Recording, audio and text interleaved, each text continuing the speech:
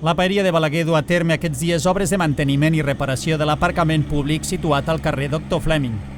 Les tasques consisteixen en l'anivellament del terreny amb grava per tal d'evitar que quan plogui es produeixin tolls que restin places d'aparcament. Així ho ha explicat a Ràdio Balaguer el paer d'Obres i Serveis Kevin Bruque, que ha afegit que la intenció és recuperar aquest espai d'aparcament molt utilitzat a la zona.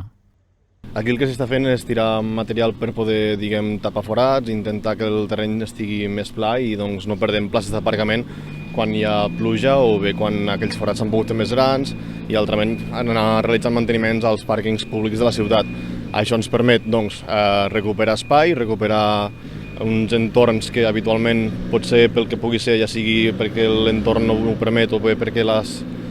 moltes vegades no se'n fa la cura que s'hauria de fer, doncs intentar reprendre aquests manteniments, intentant tenir-ne molta més cura i així a nivell amb el material i l'aigua el que s'ha pogut anar tirant, anar compactant la terra i preveure durant aquest cap de setmana tenir-ho tancat perquè havia de tenir el terreny la seva durada i pugui tenir un bon resultat. Les obres les executa la brigada municipal i la inversió, segons ha dit, és mínima. En aquest sentit, la despesa és únicament pel lloguer d'alguna maquinària i la grava necessària per dur a terme els treballs. Les obres s'enllestiran aquest mateix divendres per tal que durant el cap de setmana s'assenti la grava i el dilluns es preveu reobrir l'aparcament al públic.